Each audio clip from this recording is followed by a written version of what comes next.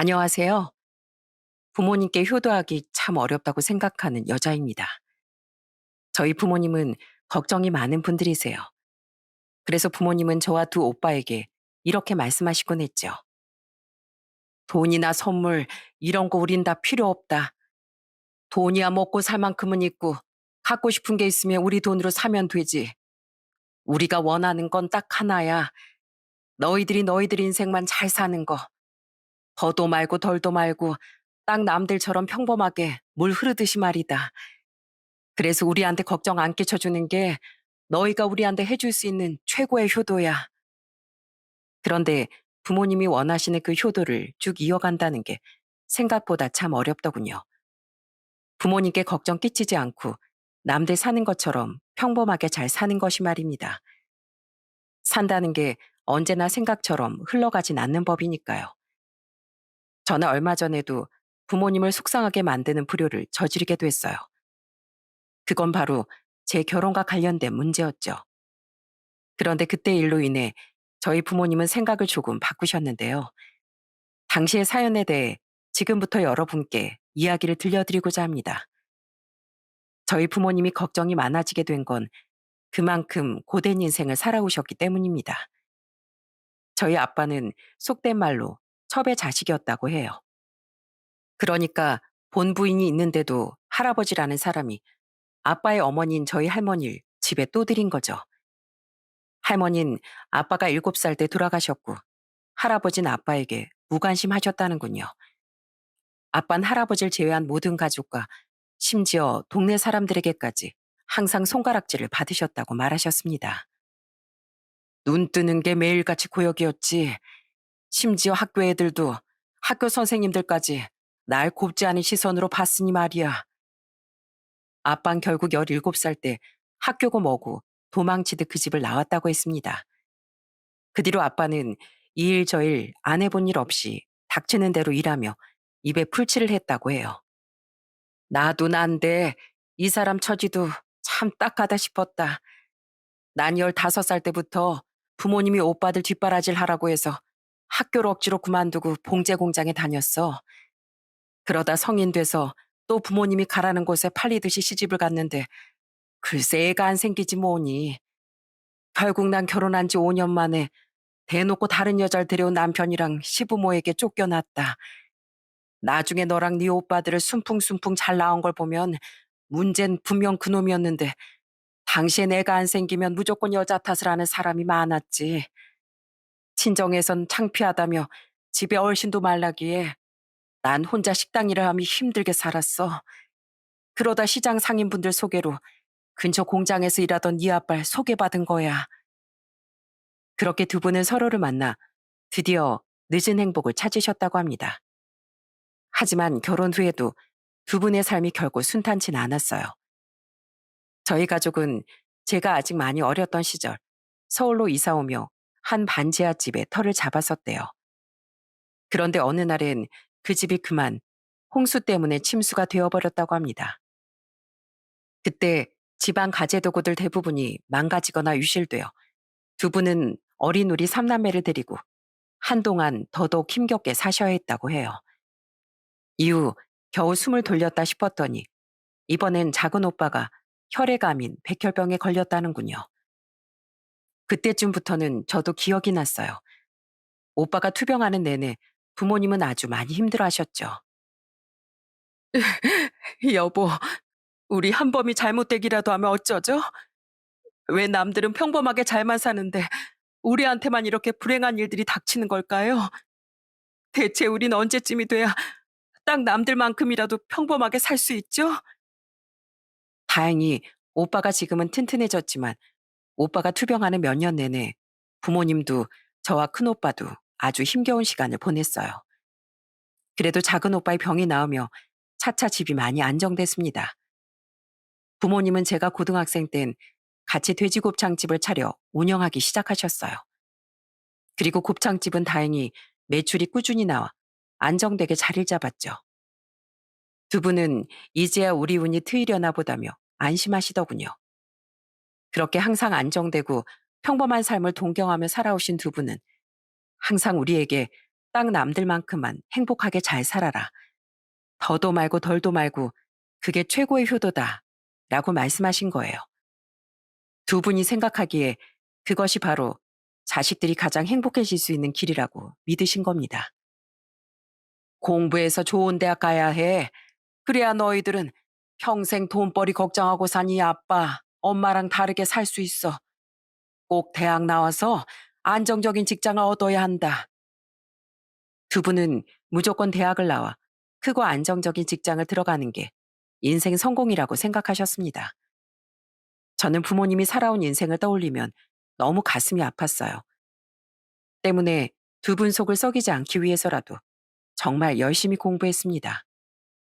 그리고 그건 제 두 오빠도 마찬가지였어요. 그렇게 우리 삼남매는 대학을 졸업했고 각자의 직장에 들어갔죠. 특히 삼남매 중 가장 공부를 잘했던 전 서울에서 알아주는 대학을 졸업한 후 당당히 대기업에 입사했습니다. 민선이뿐만 아니라 우리 너희 셋 모두 정말 자랑스럽다. 앞으로도 더도 말고 덜도 말고 딱 남들 다 누리는 것만 누리며 행복하게 살려무나. 결혼도 하고 애도 낳아서 집도 차츰 늘려가면서 말이야. 너희만 그렇게 잘 살아준다면 우린 아무것도 바랄 게 없다. 그런데 시간이 흐르며 부모님의 바람과 달리 오빠들에게 자꾸 잡음이 생기더군요. 일찍 결혼을 했던 큰오빤 무려 결혼과 이혼을 두 번씩이나 했어요. 첫 결혼 땐 아이 없이 성격 차이로 이혼했고 두 번째 결혼 땐 새 올케 언니의 사치가 원인이었죠. 그 결과 큰오빤 아들 하나를 혼자 키우며 싱글 대디의 삶에 접어들었어요. 에휴, 어떻게 이혼을 한 번도 아니고 두 번이나 하니. 남자 혼자 애를 키우는 건 또 얼마나 힘들 거야. 정말 너무 속이 상하는구나. 차라리 우리 집으로 들어와. 그럼 애 키우는 거라도 우리가 도와줄 수 있잖아. 아니에요. 집에 한범이도 민선이도 다 같이 사는데 민폐예요. 그리고 저 우리 아들 혼자서 잘 키워낼 수 있어요. 걱정 마세요, 어머니, 아버지. 두 분이 원하시는 대로 잘 사는 모습 못 보여드려서 죄송해요. 하지만 저 어차피 집사람이랑 자주 다투고 살았던지라 이혼했어도 별로 안 힘들어요. 배신감은 좀 있지만 후련하기도 하고요. 결혼을 두 번이나 해봤으니 앞으로는 저 우리 아들만 보고 살 거예요. 이것도 나름의 행복 아니겠어요? 오빤 부모님께 이렇게 말했지만 부모님은 오빠만 생각하면 한숨을 쉬며 걱정하셨습니다. 오빤 자신은 괜찮은데 괜히 부모님께 불효를 한 것 같다며 항상 마음 불편해했죠. 그리고 작은 오빤 다른 의미로 부모님께 골칫거리였어요. 이놈아, 아예 얼른 취업하고 돈 모아서 결혼해야지. 언제까지 갑자기 무슨 시에 꽂혀서 뜬구름 잡는 소리만 해대고 살 거야? 말씀드렸잖아요, 어머니 아버지. 전 꼭 시인이 될 거예요. 사람들 마음을 울리는 깊이 있는 시인이요.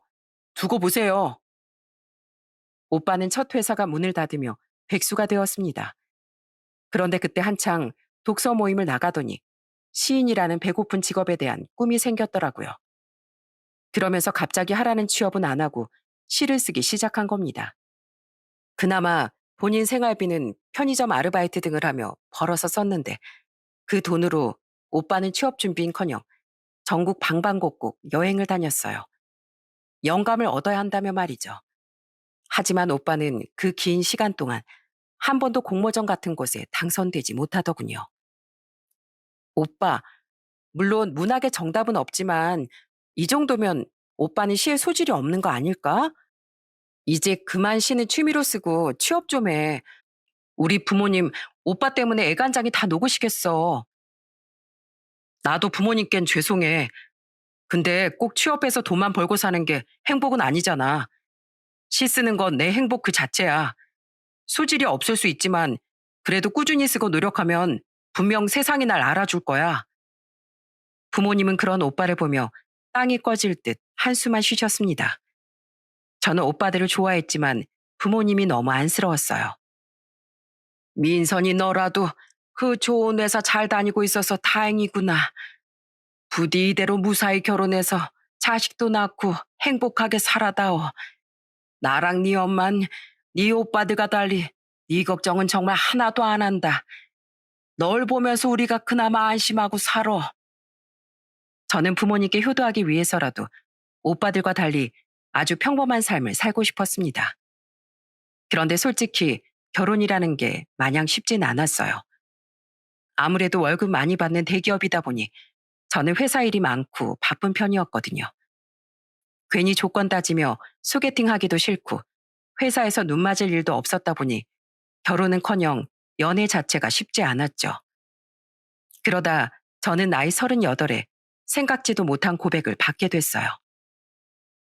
저기 민선아, 정말 오래 고민하다 말하는 건데 나 너 정말 좋아해. 나 대학 다닐 때도 너 좋아했었고 대학 동기 모임에 다시 나오면서 널 다시 만났을 때 그때부터 5년 동안 또 널 짝사랑했어. 그 사람은 바로 저보다 2살 많았던 대학 동기 오빠였습니다. 정한이 오빤 삼수 끝에 저희 대학에 들어온 사람이었어요. 사는 게 바빠 모임에 나오지 못하다가 다시 모임에 나온 그날 오빠는 다시 제게 반했다는군요. 오빤 놀라서 눈을 동그랗게 뜬 저에게 새빨개진 얼굴로 말을 이었어요. 나 진짜 5년 동안 너 때문에 다른 여잔 쳐다도 안 봤어. 근데 고백하려고 해도 너무 어렵더라. 대기업 다니는 너랑 다르게 난 고작 중견기업 다니고 똑똑한 데다 성격도 좋은 네 주위에 멋진 남자들이 얼마나 많을까 싶어서 말이야. 근데 고백 한 번도 못 해보고 짝사랑을 끝내버리기 싫어서 이렇게 용기 낸 거야. 민선아, 나 정말 잘할 테니까 나랑 한 번만 만나주지 않을래? 그렇게 우린 만남을 시작하게 됐어요. 그 전까진 이성적 호감은 없었지만 적어도 인간적으로 참 착하고 좋은 사람이라고 생각했었거든요. 게다가 요즘 세상에 무려 5년을 짝사랑한 그 순수함이 멋지다고 느껴졌어요. 이후 만나보니 제게 너무 잘하는 모습에 저도 마음이 활짝 열렸죠. 그리고 만난 지 1년 뒤 오빠의 청혼으로 인해 우린 결혼을 약속하게 됐어요. 아이고, 어서 와. 자네가 우리 민선이한테 그렇게 잘해준다며? 고마워. 앞으로도 우리 딸 잘 부탁하네. 첫 인사를 드린 날, 저희 부모님은 좋아서 어쩔 줄을 모르셨습니다. 막내인 저까지 통결혼을 하지 않아 점차 걱정을 하고 계셨거든요. 이후 우린 예비 시댁으로도 첫 인사를 갔는데 솔직히 넉넉한 형편은 아니었던 저희 집과 달리 예비 시댁은 부자까진 아니어도 중산층 집안이었어요. 아직 가게를 운영하던 저희 부모님과 달리 예비 시아버진 평생 좋은 직장을 다니다 퇴직 후 취미 생활을 즐기며 살고 계셨고 예비 시모는 평생 집에서 우아하게 살아온 분이셨죠. 부모님이 돼지곱창집을 운영하신다고? 네, 단골분들이 꽤 있으셔서 아직까지 별다른 어려움 없이 장사하고 계세요. 솔직히 인사를 드리기 전 걱정을 했었습니다. 아무래도 집안 차이가 나다 보니 시부모님 될 분들이 저를 마음에 안 들어 하시면 어쩌나 싶어서요. 아니나 다를까 예비 시모는 제 부모님의 직업을 묻더니 더 이상의 질문 없이 눈앞에 커피만 홀짝이시더군요. 딱히 못마땅해 하는 표정은 아니었지만 그 자체에서 저를 탐탁지 않게 여긴다는 뉘앙스는 충분히 받을 수 있었죠. 그런데 마음이 불편해지려는 순간 예비 시아버지와 예비 남편의 여동생이 그런 분위기를 확 풀어주지 않겠어요? 언니 부모님 곱창집 하세요? 와, 너무 좋으시겠다. 그럼 먹고 싶을 때 그 맛있는 곱창을 언제든 먹을 수 있었을 거 아니에요. 저 돼지 곱창 진짜 좋아하거든요. 저도 언니 집 막내딸로 입양해 주시면 안 될까요? 저 나중에 놀러 가도 돼요? 정말요? 그럼요. 저희 부모님도 좋아하실 거예요. 아니면 제가 나중에 포장해다 드릴게요. 아싸! 엄마, 아빠, 오빠. 난 이 결혼 무조건 찬성. 찬찬성. 조용히 좀 하거라. 미안하구나. 우리 딸이 워낙 천성이 좀 밝아. 그리고 당신 물어봤으면 이렇다 저렇다 대답을 해야지. 아가 민망하게 왜 커피만 홀짝이고 있어? 뭐가 마음에 안 들어서? 두 분 우리보다 연세도 많으시다던데 그 나이까지 쉬지 않고 장사하고 계시는 게 얼마나 대단하셔? 민선이는 집이 어려운 와중에도 열심히 공부해서 한 번에 그 대학에 합격했다며. 대기업도 졸업하자마자 철석 붙어버리고. 정말 장하구나. 아주 훌륭하신 부모님 아래서 자란 멋진 며느리가 우리 집에 들어오게 됐어. 예비 시아버지와 시누인 참 좋은 사람들이었습니다. 딱 보니 예비 시모만이 그 집에서 좀 까칠한 편인 것 같았는데 그 시모로 인한 제 불편함을 순식간에 풀어내고 제 편을 들어준 두 사람 덕에 분위기는 화기애애해졌어요. 예비 시모 또한 그제야 자신도 제가 며느리가 되어 기쁘다며 웃어 보였죠. 그 뒤로 우린 무난히 상견례를 진행했고 이후부터 본격적으로 결혼 준비를 시작했습니다. 그런데 그 과정에서 자꾸만 예비 남편과 갈등이 생기더라고요. 결혼 준비할 때 예비 신혼부부가 그렇게 많이들 싸운다죠. 저는 그 시기를 고스란히 겪으며 마음고생을 하게 됐어요. 그리고 그 문제의 뒤엔 항상 예비 시모가 존재하더군요. 내가 좀 알아봤는데 여기랑 여기 예식장이 음식도 주차도 좋고 가격도 괜찮은 것 같아. 그게 있지? 사실 어머니가 호텔에서 꼭 결혼식을 진행했으면 하시더라고. 다른 지인들은 대부분 호텔에서 결혼식 했는데 우리만 평범한 데서 하면 모양 빠진다고 말이야. 무조건 호텔 예식 아니면 싫으시대. 뭐? 결혼식장을 하는 우리들 마음이지. 왜 어머님이 조언도 아니고 강요를 하셔? 그리고 호텔 예식이 얼마나 비싼데 그 비용 다 우리가 내는 거잖아. 애초에 그런 건 오빠가 먼저 잘 말씀드렸어야지. 결혼식은 부모님 잔치기도 하다는데 그냥 어머니 원하는 대로 해드리면 안 될까? 어머니가 원하시는데 무자르듯 안 된다고 말하는 게 좀 어렵더라고. 오빠, 우리 신혼집 위치는 어느 쪽으로 구할까? 아무래도 오빠랑 우리 회사 가운데쯤이 낫겠지?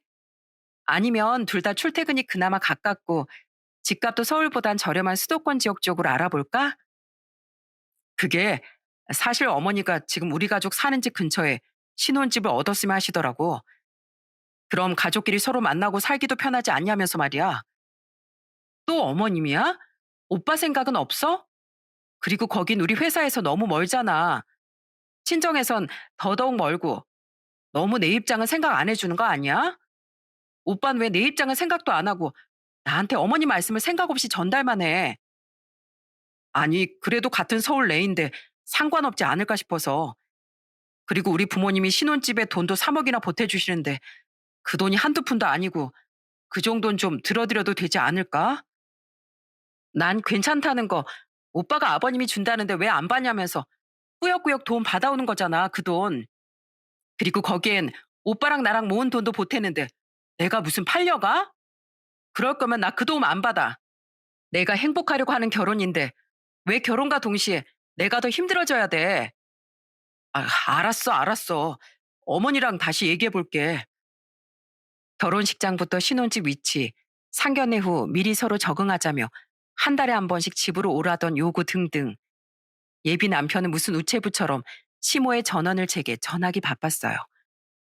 결혼식장이야 현실적인 금전적 문제 때문에 적당한 곳으로 타협할 수 있었는데 신혼집 문제는 정말 곤란하더군요.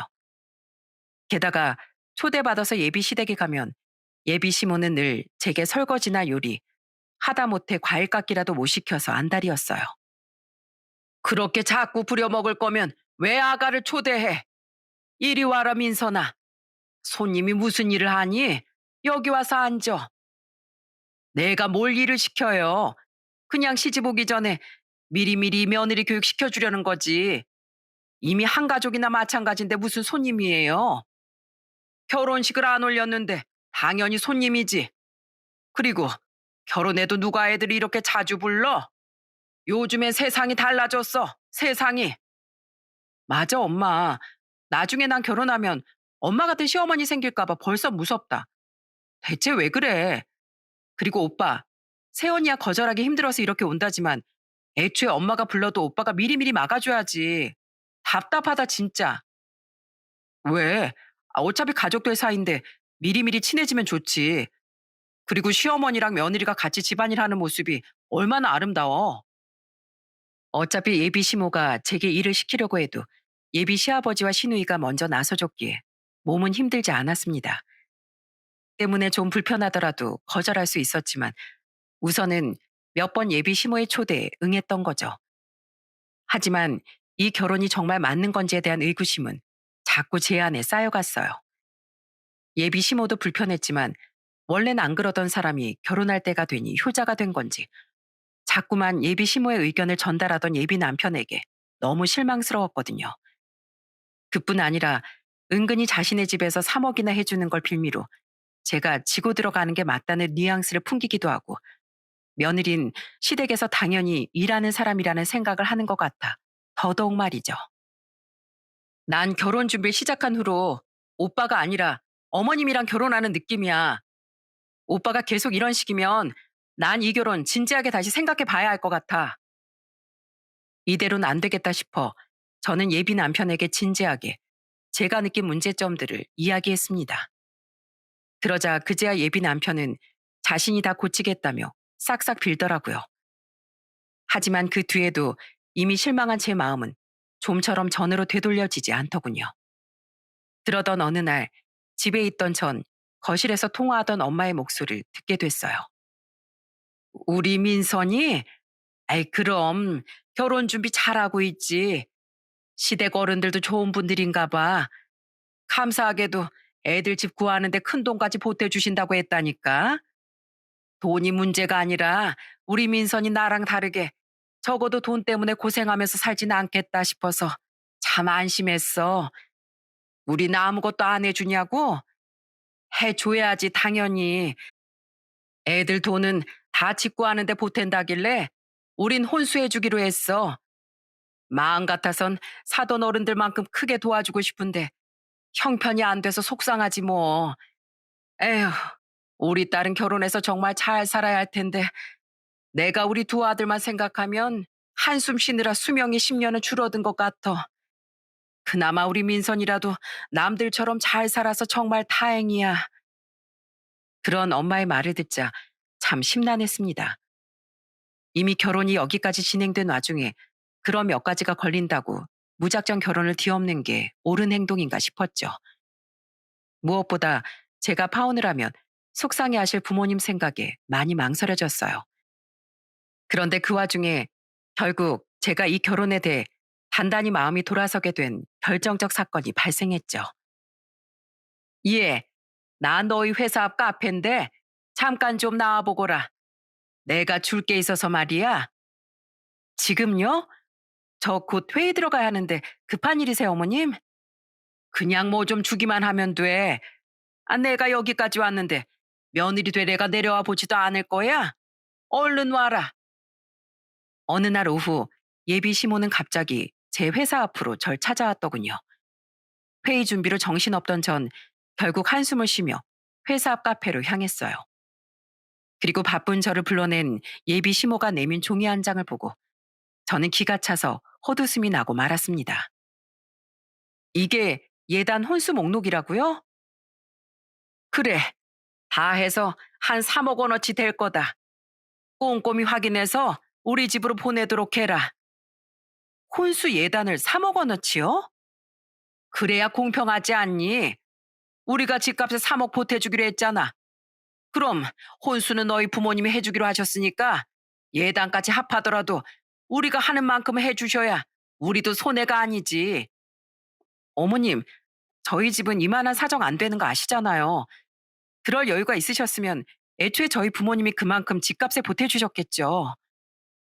그럼 네 부모님 앞으로 빚이라도 내서 해오면 되잖아. 난 막말로 10원짜리 하나 손해보기 싫어하는 성격이야. 근데 너 우리가 3억이나 도와주는데 예식장도 네 뜻대로 하고 신혼집도 결국 네가 원하는 동네로 구하기로 했다며? 건방지게. 게다가 별 볼 일 없는 집안 자식이라 살림이라도 잘 가르쳐서 앞으로 노동력으로 써먹으려고 했더니만 너네 남편이랑 우리 딸만 믿고 기세등등하면서 아무것도 안 하더라. 내 우리 남편 앞이라 말은 못하고 기가 차서 진짜.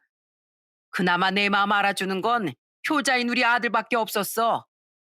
근데 그런 아들도 이번 명절에 내가 너 좀 데려와서 일 좀 시키자니까 질색을 하더라.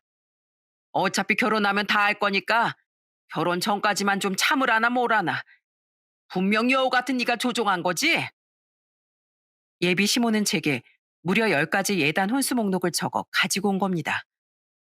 아마 집에서 주면 예비 시아버지가 화를 낼 테니 예비 시모는 일부러 저희 회사 근처까지 찾아온 것 같았어요. 그 합쳐서 3억이나 되는 목록을 읽어보는데 정말 어이가 없더군요.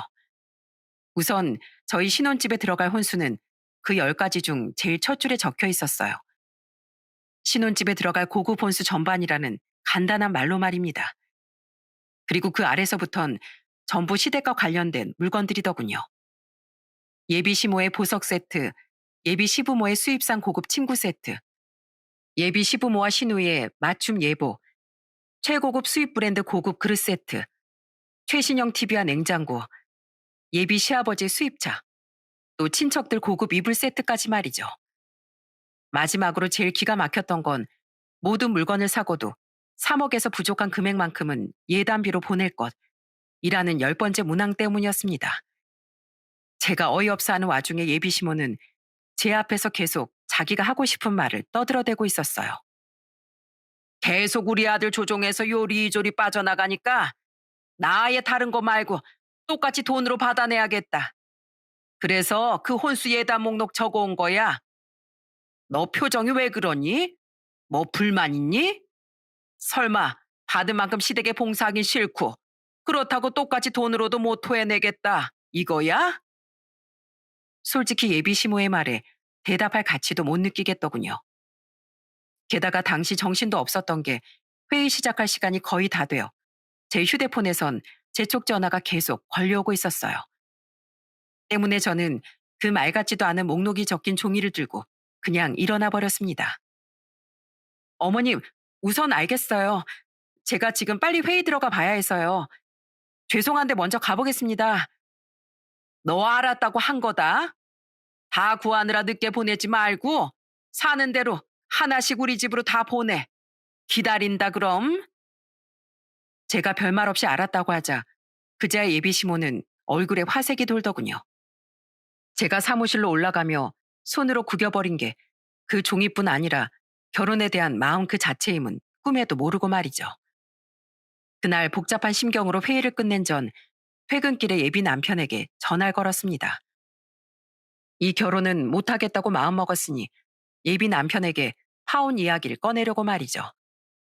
그런데 그날 예비 시모가 찾아온 이야기부터 꺼낸 제게 그놈이 이런 말을 하더라고요. 어머니가 그러셨단 말이야? 그런데 민선아, 너도 이제 우리 어머니 성격 좀 파악하지 않았어? 난 너랑 너무 결혼하고 싶은데 자꾸 이렇게 잡음 일어나는 건 힘들어. 그러니까 우리 기어코 우리 어머니한테 계속 맞서지 말고 그냥 어머니 원하는 대로 들어드리자. 우리 앞으로 빚이 생기는 건 좀 그렇고 우선 집 담보로라도 대출받아서 어머님 아버님한테 돈 마련하시라고 해봐. 그리고 그만큼 우리가 살면서 잘 사는 모습 보여드리면서 효도하면 되잖아. 아마 두 분도 돈보단 당신이 행복하게 사는 게 더 중요하다고 생각하실걸? 뭐? 몇 억을 대출받아서 당신 어머니한테 드리는 게 내가 행복해지는 길이야? 그래야 너도 우리 어머니한테 더 이상 눈총 안 받고 예쁨 받을 거 아니야. 그리고 솔직히 너희 어머님 아버님이 좀 양심 없으시긴 했어. 우리 집에선 3억이나 해주는데 고작 몇천 들여서 혼수만 해주려고 하셨잖아. 그래도 난 사랑으로 너 감싸주려고 했는데 손익 계산이 확실한 우리 어머닌 힘드셨나 봐. 민선아, 저번에 너 나한테 결혼 진지하게 다시 생각해 보겠다고 했지만 결국 나 봐줬잖아. 그럼 너도 나랑 파혼할 생각 애초에 없었던 거지? 그러니까 기왕 결혼할 거 우리 그냥 좋게 좋게, 어? 그렇게 해결하자. 우리 부모님이 양심이 없었어? 아, 그렇게 생각했구나. 알았어. 나도 오빠 말대로 더 이상 잡음 안 일어나도록 할게. 역시 우리 민선이야. 성격이 아주 똑부러져. 그럼 다 해결된 걸로 알고 끊을게. 파혼의 파자도 꺼내기 전에 저는 그놈의 괘씸한 말에 말문이 막혔습니다. 그런데 듣다 보니 이놈이 저희 부모님에 대해서 말을 함부로까지 하더라고요. 두 모자에게 귀가 차다 못해 약까지 오른 저는 이 분함을 갚아주고 파혼해야겠다고 생각했어요. 때문에 저는 다음 날 상자 하나를 준비해 시댁에 퀵으로 보낸 뒤 예비 시모에게 전화를 걸었죠. 어머님, 집이시죠? 그래. 지금 우리 가족 정환이 빼곤 다 집에 있다. 혼수랑 예단 준비는 잘 되고 있니? 네. 제가 방금 퀵으로 제일 먼저 마련한 혼수 하나를 어머님 댁으로 보냈거든요. 곧 도착할 테니까 다 같이 열어보세요. 정말? 아, 이렇게나 빨리? 아유, 좋아라. 퀵이면 뭘까? 보석인가? 아무튼 알았다. 내 받고 다시 전화하마. 예비 시모는 좋아서 어쩔 줄을 모르더군요. 그 퀵으로 어떤 물건이 도착할지 상상도 못하고 말이죠. 그리고 잠시 뒤 다시 제게 전화를 건 예비 시모는 제게 소리를 빽 질러대기 시작했어요. 야, 너희 상자 안에 이 종이 뭐야? 하혼장? 너 지금 누구 약 올려? 아, 받으셨어요? 약 올리긴요. 그게 어머님이 주신 그 목록에 대한 제 대답이에요. 가족들 다 집에 있다고 하셨으니까 다 같이 보신 거 맞죠? 제가 예비 시모에게 보낸 건 바로 직접 손으로 적어내려간 파혼장이었습니다. 예비 시모가 제게 10가지 예단 혼수 목록을 적어줬듯 저도 10가지 이유를 적어서 말이죠. 지금 생각하면 참 유치한 행동이었지만 그렇게라도 전 예비 시모의 속을 뒤집고 예비 남편에게 되갚아주고 싶었어요.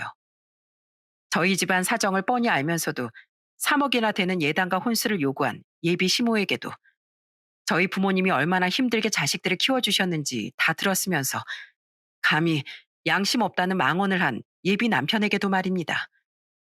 제가 그곳에 적은 파혼장의 내용은 이랬어요. 나 김민서는 이 서류가 개봉된 시간부로 파혼할 것을 선언합니다. 그 사유인즉슨 첫 번째, 나는 돈 3억에 예비 남편이었던 오정환의 집에 팔려가는 물건이 아니기 때문입니다. 두 번째, 그럼에도 불구하고 그 3억에 대한 값어치를 나에게 노동으로 뽑아 먹으려고 한 구 예비 시모 박진남 씨 때문입니다. 세 번째, 하지만 그 시도에 실패하자 이번엔 현금을 포함한 3억 원치 예단과 혼수를 당당히 요구한 박진남 씨 때문입니다. 그때 요구한 목록은 아래와 같습니다. 네 번째, 나는 이 3억 원어치의 예단 혼수를 마련할 돈이 전혀 없기 때문입니다. 다섯 번째, 설사 그 돈이 있더라도 그 예단 혼수를 마련할 마음이 전혀 없기 때문입니다. 여섯 번째, 평생 자식들을 위해 열심히 살아온 내 부모님에 대해 3억을 고작 몇 천만 원어치 혼수로 퉁치려는 양심 없는 사람들이라고 말한 내 예비 남편 오정환 때문입니다. 일곱 번째, 집안의 평화를 자신이 살면서 가장 배려해줘야 할 아내 될 사람의 희생으로 유지하려 한 오정환 때문입니다. 여덟 번째, 오정환 이런 인간인 걸 미처 알지 못하고 1년이나 만난 나 자신이 한심하기 때문입니다. 아홉 번째, 내 손으로 이런 똥통에 더는 발을 들이기 싫기 때문입니다. 열 번째, 이 파혼이 내 인생을 더욱 행복하게 만들어줄 것이기 때문입니다. 내용이 이랬으니 예비 시모가 눈이 뒤집어져서 전할만 했다고 생각해요. 예비 시모는 제게 씩씩대며 이렇게 말했습니다. 너, 내 앞에서 나야겠다고 대답해 놓고 이렇게 내 뒤통수를 쳐? 너 일부러 우리 남편도 다 볼 수 있게 이런 식으로 보낸 거지?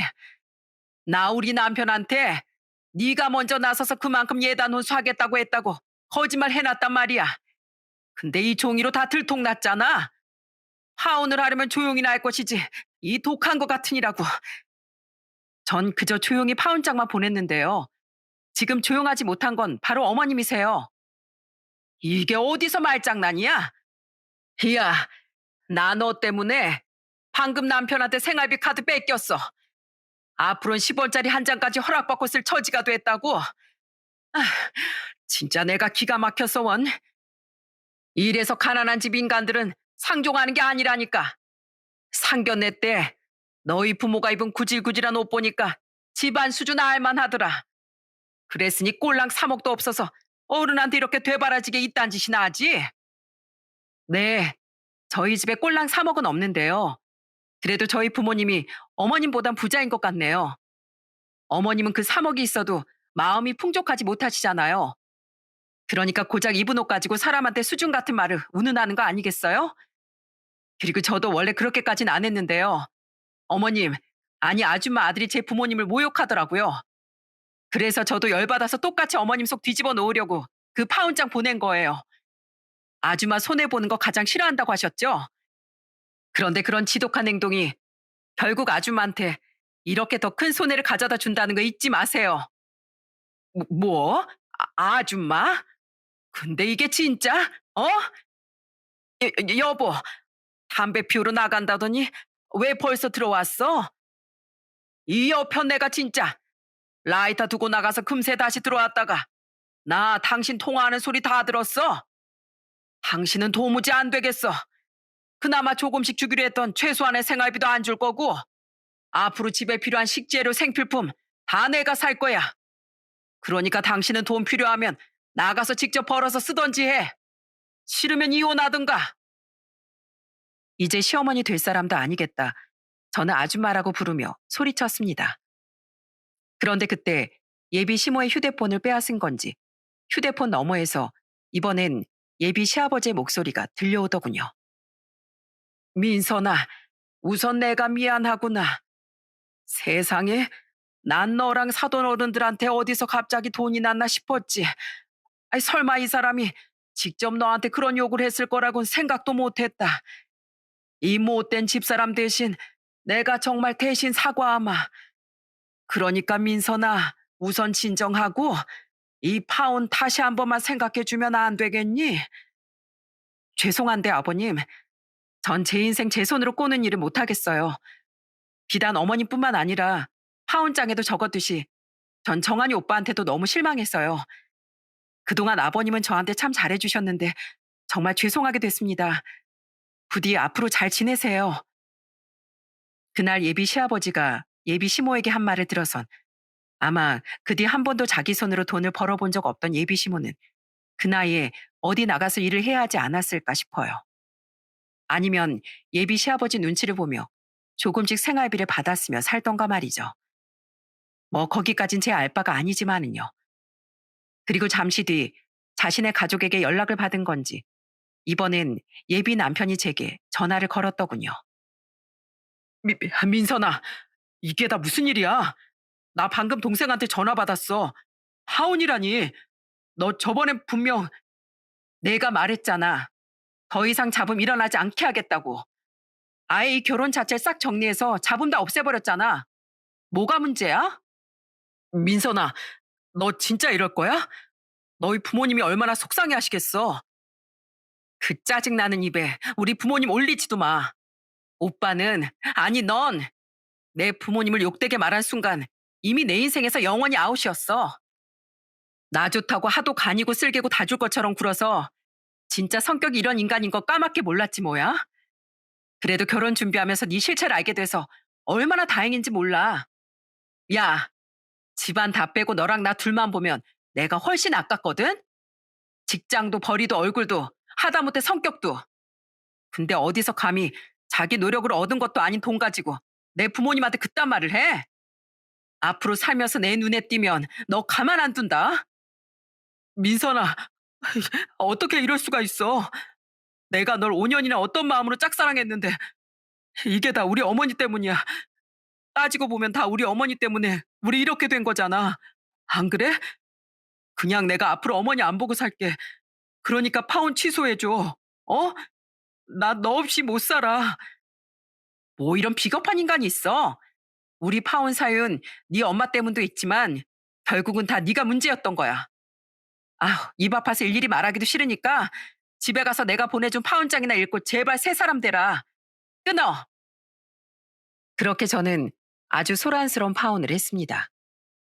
그날 친구 모임에 나가 있었던 그놈은 술에 취한 채 저희 집으로 찾아왔었어요. 그런데 하필 그날은 우리 삼남매 중 가장 성격이 무섭던 큰오빠가 조카와 저희 집에 와 있었죠. 이미 가족과 함께 저에게 모든 자초지종을 다 들었던 오빠는 술 취한 그놈의 뒷덜미를 잡고 저 멀리 던져버렸어요. 에, 형님, 아파요. 그럼 내가 너 간지러우라고 던졌겠냐? 형님, 제가 민선이를 얼마나 좋아하는지 아시잖아요. 형님도 이혼 두 번이나 해놓고 동생까지 파혼녀 만들 거예요? 그게 어때서? 이혼보단 파혼이 100배 낫지. 그리고 내가 결혼 두 번이나 실패한 사람 입장에서 결혼 좀 못한다고 사람 인생 불행해지건 하지 않아. 특히 우리 민선인 어디 빠지는 데도 없고 모자랄 것도 없는데 너 같은 놈 옆에서 스트레스 받고 사는 것보다 파혼이 5천 배 낫지. 확 빨리 안 사라져? 그놈은 오빠에게 잔뜩 겁을 먹고 주랭랑을 쳤습니다. 그놈은 그렇게 처리했지만 가장 큰 문제는 속상해하던 저희 부모님이었어요. 저는 그런 두 분의 손을 잡고 조심스레 말했죠. 저 솔직히 그동안 두 분께 효도하고 싶어서 정말 열심히 노력하며 살아왔어요. 그래서 이번에도 정환이 오빠랑 오빠네 어머님 때문에 결혼 무르고 싶은 거 꽤 오래 꾹꾹 참았었고요. 근데 한참을 고민하다 결국 이번 일을 확실히 깨달았어요. 제가 진짜 불효하는 건 파혼보다 결혼해서 불행하게 사는 모습을 두 분께 보여드리는 거라고요. 이렇게 파혼해서 두 분 가슴 아프게 만든 건 정말 죄송해요. 근데 저 꼭 남들처럼 살지 않아도 두 분께 반드시 행복한 모습 보여드릴 수 있어요. 오빠들처럼요. 그러니까 제 걱정하지 마시고 그냥 지켜봐 주시면 안 될까요? 부모님은 한숨을 푹 쉬셨습니다. 그리고는 저를 꼭 안아주며 이렇게 말해주시더라고요. 그래, 어찌 보면 우리가 너무 예스러운 사고방식에만 갇혀 있었구나. 너희들이 가장 행복해지는 길은 남들처럼 평범하게 잘 사는 게 아니라 주어진 상황 안에서 너희에게 맞는 행복을 찾아가는 거라는 걸 우리도 명심하마. 더는 우리 욕심에 맞춰 너희를 괜히 죄송스러워하는 자식으로 만들지 않으마. 미안하다. 부모님의 말에 뒤에 서 있던 두 오빤 어깨를 으쓱하며 웃어 보였어요. 물론 여전히 부모님은 우리 삼남매 걱정을 하며 살아가시겠지만 적어도 그때부터 부모님은 조금은 다른 관점으로 자식들의 인생을 바라봐 주시기로 한 거죠. 그 후 한동안 예비 남편은 저희 회사와 집 근처로 저를 찾아왔었어요. 제가 전화는 진즉에 차단해 버렸었거든요. 하지만 제가 보이는 족족 상대도 안 하고 경찰에 신고부터 해버리자 결국 예비 남편은 제 눈앞에서 완전히 모습을 감추더라고요. 파혼 후 저는 예비 신우에게도 사과 전화를 받았습니다. 그리고 그때 예비 신우에게서 저는 완전히 틀어진 두 모자의 이야기를 들었어요. 지금 그 둘이 완전 가관이에요. 무슨 원수진 사람들처럼 둘이 평소에 눈도 안 마주쳐요. 이게 다 어머니 때문이네. 애초에 네가 잘했네. 내가 잘했네 하면서 아휴, 아주 난리도 아니에요. 아빤 둘 다 꼴 보기 싫다고 소리치셔서 두 사람 다 아빠 있을 땐 찍소리도 못하고 방에만 있어요. 우리 엄마 평소에도 주위 사람들한테 계산적으로 굴고 다녀서 문제 많았거든요. 결국엔 또 이 사달을 냈네요. 평소 엄마랑 죽이 잘 맞던 오빠도 자업자득이죠 뭐. 아무튼 정말 미안했어요 언니. 비록 우리 인연은 여기서 끝이지만 어디서든 잘 지내세요. 그렇게 우여곡절 끝에 비로소 제 파혼은 마무리됐습니다. 그 뒤 저는 여전히 대학 동기 모임에 나갔지만 2년이 흐른 지금까지 전 예비 남편은 모임의 얼굴도 못 내밀고 있어요. 저와 친했던 동기 한 명이 동기들 사이에 소문을 쫙 퍼뜨려 버렸거든요. 최근 모임에 나갔다가 얘기로 그놈은 학교 선배와 후배들 몇몇에게 여자를 소개시켜 달라고 했다가 모두 거절을 당한 모양이더라고요. 그 조건이 나이는 30대 초반 이하에 직업은 대기업 직원 이상이어야 한다는 허튼 소리를 했으니 말이죠. 나이 많은 여자를 만나보니 너무 계산적이고 또 자기가 만났던 여자 급이 있으니 직업은 좋아야 된다며 말입니다.